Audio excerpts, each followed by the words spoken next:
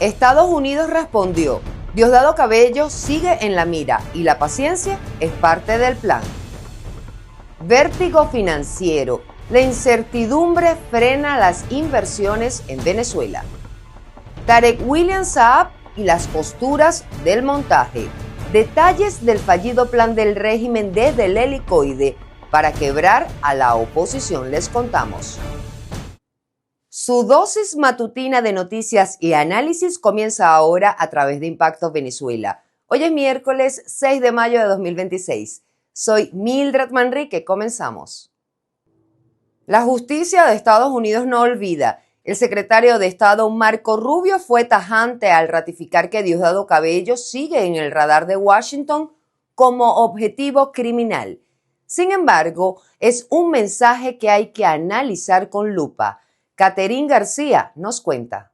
La pregunta retumba en Venezuela y en el mundo. ¿Diosdado Cabello dejó de ser objetivo de Washington? Hace apenas días el Departamento de Estado evitó responder con precisión a un correo enviado por el periodista Jorge Agobián, en el que se consultaba si seguían vigentes las recompensas contra Cabello y Vladimir Padrino López. La respuesta oficial se limitó a reafirmar el plan de 3 fases para Venezuela, sin aclarar directamente el estatus de las recompensas. Este martes, el secretario de Estado de Estados Unidos y ahora relevo temporal de Caroline Leavitt como jefe de prensa de la Casa Blanca, Marco Rubio, dejó claro la posición de la administración de Donald Trump. El Departamento de Estado sigue considerando a Diosdado Cabello un narcoterrorista y un narcotraficante, como dice en la página del Departamento de Estado. La política de Estados Unidos en ese tema no ha cambiado y cuando cambie te dejaremos saber. Tomando como base la respuesta de Marco Rubio, en Impacto Venezuela buscamos la lectura. ¿Cómo se puede interpretar? ¿Por qué Cabello sigue formando parte del gabinete de Delcy Rodríguez? ¿Es un mal necesario? No es mayor misterio que Estados Unidos no quiere alborotar una persona tan mediocre, pero al mismo tiempo tan problemática. Es decir, él puede generar una crisis innecesaria agitando los grupos de choque del chavismo que él puede pagar y con ello puede capitalizar, no un poder político, porque él no tiene un poder político, él tiene un poder de gestión de crisis y violencia. Entonces, en tal sentido, Estados Unidos prefiere mantenerlo ahí. Saben que es mediocre, o sea, saben que no va a conspirar de una manera maquiavélica y efectiva contra el status quo que ellos quieren más o menos armar ahí, y al mismo tiempo saben que es un mal necesario mientras se definen los escenarios a mediano plazo de la transición democrática. Desde otro punto de vista, la respuesta del secretario de Estado también se interpreta dentro del plan de transición que impulsa Estados Unidos. Más allá de las sanciones, la figura del número 2 del chavismo aparece en el rompecabezas como parte de las conveniencias de la administración Trump debido a su cargo como ministro de Interior, Justicia y Paz. Una de las partes importantes que se hablaron para hacer esa transición era cuál era el rol que iba a tener Diosdado Cabello. Fue el brazo y la mano derecha de la herramienta de represión del régimen, el control del aparato de seguridad. Su figura como ministro del Interior es fundamental y en cierto modo se había comentado en ocasiones anteriores que había habido cierto acercamiento con Diosdado Cabello en la medida de que permitiera y facilitara, digamos, la transición y la estabilización del régimen. Eso creo que de este nuevo régimen que está llegando a Venezuela y la captura de Maduro posteriormente. Entonces, su figura sigue siendo medianamente relevante. Yo creo que sigue siendo importante para presionar por parte de los Estados Unidos que a la larga mantener las sanciones sí condiciona. Pero los antecedentes personales podrían dar una línea a estas declaraciones que ponen sobre la mesa el factor tensión. Recordemos que hace unos años Diosdado Cabello tuvo un fuerte intercambio de palabras y de señalamientos con Marco Rubio cuando era senador, tanto que recordarán ustedes que se mencionó que Diosdado Cabello había ideado una especie de plan para asesinar a Marco Rubio, y creo que esa parte personal también juega un papel fundamental en entender este tipo de declaraciones. Las declaraciones de Rubio confirman que para Washington Cabello sigue siendo un objetivo marcado. Entre sanciones, recompensas y tensiones personales, su figura se mantiene como pieza incómoda pero importante en la transición. Sin embargo, la incógnita es si finalmente será removido en el camino hacia la democracia de Venezuela. En medio de esa incertidumbre que ha dejado la captura de Nicolás Maduro desde el pasado 3 de enero, el subsecretario de Estado de Estados Unidos, Christopher Landau, lanza una señal: paciencia. La transición avanza entre tensiones y un control político sin definirse, pero queda un dilema. ¿Puede un impulso económico acelerar un cambio definitivo? Veamos el siguiente reporte con María José Prado. Tras la captura de Nicolás Maduro hace 5 meses, Venezuela entra en una nueva fase, pero no necesariamente más clara. Mientras se habla de transición, también crece una contradicción: abrir la economía sin haber resuelto quién controla realmente el poder. Y en ese terreno incierto, Estados Unidos parece apostar por una fórmula arriesgada: negociar estabilidad económica con el mismo aparato político que cuestiona. El subsecretario de Estado, Christopher Landau, lo reconoce con cautela. Los inversores van a querer ciertas garantías de la situación política, pues para invertir. La incertidumbre es el peor enemigo de la inversión.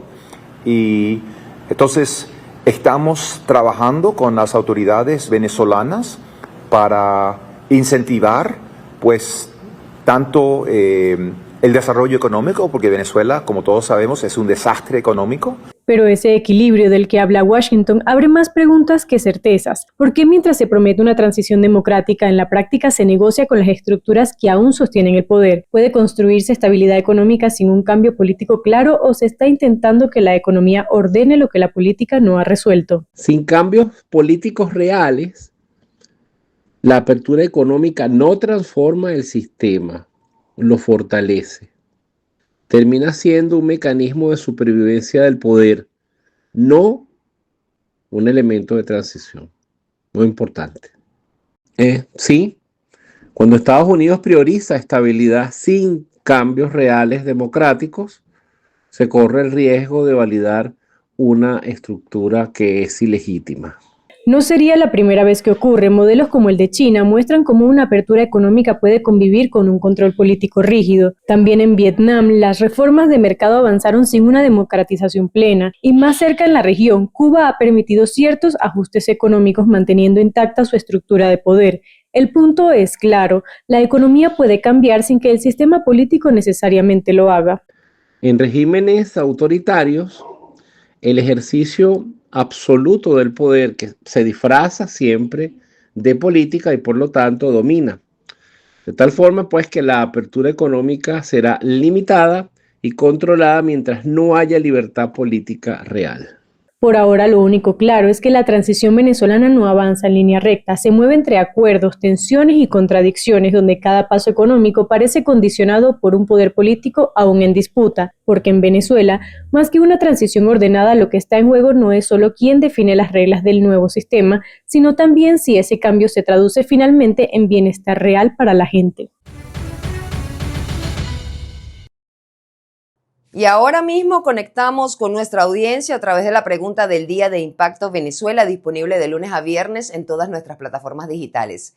La de hoy es la siguiente: la opinión pública esperaba una respuesta por parte de Estados Unidos. Sentencia criminal para Diosdado Cabello, pero calma para la transición. Washington sigue marcando el ritmo, pero la calle ya no tiene reloj. Entonces, ¿puede Venezuela seguir en modo tranquilidad en este momento histórico? Argumenta tu respuesta, los comentarios están a tu disposición, te leemos en la emisión estelar. El chavismo promete y promete recuperación económica, pero el capital venezolano en el exterior responde con prudencia y prefiere mantener sus fondos en Latinoamérica. El país vuelve al radar empresarial, pero no como una apuesta ciega. Los inversores no están completamente convencidos. Quique Frías nos amplía esta información. Un grupo de empresarios venezolanos mantiene escepticismo en invertir todos sus capitales de vuelta en el país durante esta etapa post-Maduro. La Cámara Venezolana de Empresas en el Exterior, CAVEX, con más de $10.000 millones en empresas en Latinoamérica, manifestó prudencia en destinar fondos para Venezuela, de acuerdo con su presidente Orlando Soto, en el marco de la segunda cumbre anual del gremio celebrado en Ciudad de Panamá. Lo descartamos, probablemente haya algún porcentaje, pero las empresas que están establecidas, no solamente en Panamá, sino en la región, llegaron para quedarse. No son capitales golondrinas. Primero porque las inversiones que tenemos son importantes. Una nueva situación se presenta en la fotografía entre Washington y Caracas. Los dueños de empresas y presidentes de las empresas que se reunieron en Washington con el presidente Trump, 10 de ellas han manifestado que tienen reparos a la legalidad que existe en Venezuela en estos momentos y que no es suficiente la legalidad que ha ofrecido Estados Unidos, específicamente el presidente Trump con su apoyo. Después del 3 de enero, el gobierno de Estados Unidos es el conductor del cambio en Venezuela, pero la confianza empresarial no se mueve por decreto, a pesar que la encargada de la presidencia, Delcy Rodríguez, muestra apertura y flexibilidad. ¿Venezuela está lista para recibir una reinversión real o la apertura puede quedarse en una vitrina sin compradores? Y esto significa un cambio de la foto, brindada una información de una Venezuela en el primer semestre con posibilidades de más inversiones, con atracción a los inversionistas, sobre todo el petróleo en primer lugar, y empresas petroleras que han venido al país y han firmado incluso contratos en privado manifiestan que esto va a tardar más porque no existe un proceso de legalidad, quiere decir un proceso de seguridad en sus inversiones y temen un pasado ocurrido. Del lado del chavismo el mensaje es otro, optimismo y garantías de inversión. Delcy Rodríguez ha ofrecido seguridad jurídica para inversionistas y el presidente del Banco Central de Venezuela, Luis Alberto Pérez, presenta al país como una oportunidad estratégica para el capital extranjero. La Cámara Venezolana de Comercio Electrónico también mostró cifras de crecimiento y formalización digital. En definitiva, invertir en Venezuela representa una gran oportunidad para cualquier capital. Creo que el 2026, 2027 incluso va a ser un año con un choque externo importante. Eso quiere decir con mucho dinero de afuera entrando al país y tenemos que prepararnos, seguir robusteciendo el marco legal, pero también el sistema financiero. Estamos buscando ese acercamiento y ese apoyo para que podamos llevar a este sector tan grande realmente a la economía digital. La tercera ola del chavismo tiene una tarea más difícil que anunciar apertura: convencer.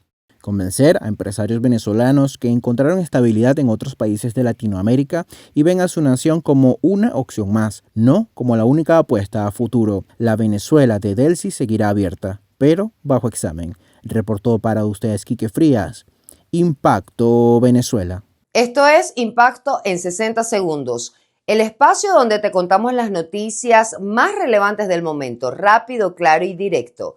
En solo un minuto te ponemos al día. Estados Unidos abre la puerta a una reestructuración de la deuda venezolana. El Departamento del Tesoro autorizó al país caribeño a contratar asesores legales y financieros para preparar opciones de reestructuración de la deuda, un paso esencial en el proceso que podría abordar los 60.000 millones de dólares en bonos en mora desde 2017. La noticia provocó un salto en los mercados, con los bonos soberanos 2027 subiendo a su nivel más alto en 9 años. La licencia permite la preparación de propuestas y materiales de apoyo, pero no autoriza aún la reestructuración directa, transferencias o liquidaciones, lo que significa que las negociaciones formales para acreedores siguen limitadas. El anuncio beneficia a inversionistas que reclaman cerca de 170.000 millones de dólares en deudas impagas, entre préstamos bilaterales comerciales, laudos arbitrales y bonos soberanos. Inestabilidad diplomática. Nicaragua recula en Venezuela por tercera vez. El régimen de Daniel Ortega y Rosario Murillo cesó a Isidro Antonio Rivera como su representante en Caracas en menos de 3 meses desde su nombramiento, un cargo que había asumido el pasado 26 de febrero, sustituyendo a Valesca Fiorella López, quien duró menos de un mes como embajadora tras reemplazar a Daisy Ivette Torres. Se trata del tercer cambio en la sede de Managua desde la captura de Nicolás Maduro el pasado 3 de enero. Mientras, del lado venezolano, el nuevo embajador, Rubén Darío Molina, asumió funciones el pasado 13 de abril, sustituyendo a Javier Arrué de Pablo, quien estuvo durante 13 años en el cargo. Para la fecha, la estrecha relación entre Nicaragua y Venezuela se ha mostrado más distante, pese a que se mantienen acuerdos y alianzas. La Asamblea Nacional de Venezuela inició este martes un debate para reformar la ley del Tribunal Supremo de Justicia con una propuesta que plantea aumentar de 20 a 32 el número de magistrados. La modificación del artículo 8 redistribuye las salas, una decisión que ya genera fuertes cuestionamientos en el ámbito jurídico por su impacto en el equilibrio del Poder Judicial. Continuamos con Juliana Palmar. La Asamblea Nacional de Venezuela, controlada por el oficialismo y presidido por Jorge Rodríguez, aprobó en primera discusión la reforma de ley orgánica del Tribunal Supremo de Justicia. El proyecto es presentado como un ajuste para mejorar el funcionamiento del sistema judicial, pero analistas advierten que podría reconfigurar el equilibrio interno del máximo tribunal. Así que en primer lugar, no es solamente los cambios cosméticos en algunos elementos del sistema de justicia de Venezuela, sino en profundidad, ir en profundidad a que las personas normales, corrientes, el pueblo, la gente de la calle, la gente de las organizaciones, de los barrios, de los pueblos, de las ciudades, sientan cada vez más cerca la administración de justicia en Venezuela. Entre los cambios, se quiere modificar el artículo 8 de esta ley, que se destaca el aumento en el número de magistrados de 20 a 32, especialmente en la Sala Constitucional, considerada la instancia más poderosa. Esta modificación permitiría designar nuevos jueces y rediseñar las mayorías internas, en un contexto donde el control del TSJ resulta fundamental para la estabilidad política. Y entonces ellos lo que están buscando con esto, el Tribunal Supremo de Justicia, es ir como que teniendo claras cuáles son las próximas sentencias, los pasos que puede hacer la oposición, para ellos seguir manteniendo el poder. Evidentemente que eso es así, que aquí no hay otra cosa más que estar pensando. Y bueno, habría que ver quiénes son los magistrados. A lo mejor le van a dar, así como hicieron en la Asamblea Nacional, que hay 8 o 10 diputados que son del alacranato. Esos serán también otros magistrados que le dan te dan la sala administrativa, te dan una cosa por ahí inventada, la sala ambiental, esas cosas que ellos inventan, ¿no? Para que entonces diga, bueno, fulano de tal, la oposición tiene la sala ambiental del Tribunal Supremo de Justicia. Mientras avanza la reforma, el abogado Rafael Chavero aseguró que no se trata de hacer cambios parciales, sino de revisar de fondo el marco legal. A su juicio, normas como la ley contra el odio deberían ser derogadas al considerar que fueron diseñadas para limitar la expresión y no para garantizar justicia. Si queremos dar paso a un sistema democrático de gobierno, tenemos que acabar con todo lo que es el aparato represivo y esta ley que sirvió de sustento al aparato represivo. Entonces, lo que hace falta es voluntad política y sinceración. Hay que eliminar esta ley. Esto no admite ningún tipo de reforma. No hace falta ninguna reforma. Ya suficientes normas penales hay en el Código Penal para cuestionar o sancionar cualquier exceso, pero en forma al menos un poco más proporcional que esta espantosa y terrible ley. Aquí no hay medias tintas. Esto es una ley que no admite simples reformas. Hay que derogar y acabar con esta ley. Desde el bloque parlamentario de la Libertad decidieron salvar su voto en esta oportunidad, por considerar que no tuvieron el tiempo suficiente para evaluar la propuesta. Con este escenario, el debate sobre la reforma judicial trasciende lo legal y se ubica en el terreno político, donde el control del TSJ podría definir el manejo de futuros conflictos institucionales en el país. Para Impacto Venezuela, Juliana Palmar. En una madrugada del año 2024, 3 presos políticos se negaron a ceder ante la presión del entonces fiscal general de la República, Tarek William Saab. Hoy sus voces, que pasan de la denuncia oral a un documento, son el testimonio que refuerza la solidez de la oposición, su lucha contra la represión y la esperanza de que la justicia internacional actúe. Juan Gutiérrez Gamba con los detalles. Para finales de 2024, Freddy Superlano, Biagio Piglieri y Perkins Rocha llevaban semanas incomunicados en el helicoide. Los 3 tenían acceso a elementos que el régimen buscaba con urgencia: el paradero de María Corina Machado y la custodia de las actas del 28 de julio. Que se haga pública esa investigación en este momento confirma muchas de las denuncias que ha hecho la dirigencia venezolana, le da credibilidad a toda la persecución internacional que han denunciado y sobre todo confirma y da mucho más material de prueba y de denuncia sobre las crímenes de lesa humanidad y la sistemática violación de derechos humanos que ha cometido el chavismo en estos 27 años. De acuerdo con los testimonios recogidos por la Gran Aldea, señala que no es posible precisar la fecha exacta del interrogatorio. El propio reportaje estima que ocurrió entre agosto y octubre de 2024. Lo significativo, según analistas jurídicos, no es solo lo que Tarek William Saab pidió, sino que lo hiciera en persona, con registro en cámara y sin ningún amparo legal.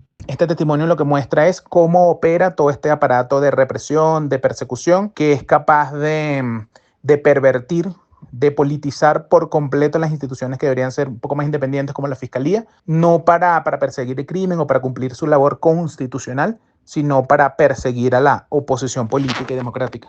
El reportaje expone una contradicción central. En septiembre de 2024, la Fiscalía acusó públicamente a los tres de divulgar actas falsas, pero en privado, Saab les exigía que grabaran esa misma declaración. Según expertos jurídicos, esa contradicción entre la acusación oficial y la operación paralela es el elemento con mayor peso probatorio en los procesos que siguen ante la Corte Penal Internacional. Esta investigación prueba lo que venían siendo alegatos muy serios, especialmente la Corte Penal Internacional, de la ONU, de la Corte Interamericana de Derechos Humanos, que argumentaban que Nicolás Maduro utilizaba todas las instituciones del Estado para la persecución, para la represión, y muchas de estas acusaciones también se han personalizado en la figura del ex fiscal general de Venezuela, Tarek William Saab, que no ejercía su labor con autonomía, con independencia, pegada a la ley, sino que simplemente era un brazo judicial de la dictadura. El 25 de febrero de 2026, Saab presentó su renuncia al cargo. Superlano y Pilieri fueron liberados en los procesos de excarcelaciones de enero y febrero de este año. Perkins Rocha permaneció detenido por más tiempo. Los tres son hoy testigos directos de un episodio que, con sus testimonios ahora públicos, pasa de ser una denuncia oral a ser material documental. Su derecho es saber, nuestro compromiso es informar. Gracias por acompañarnos cada día en Impacto Venezuela. Únete a nuestra comunidad en la web, en las redes sociales y, por supuesto, suscríbete a nuestro canal de YouTube. Bonito día para todos. Nos vemos mañana.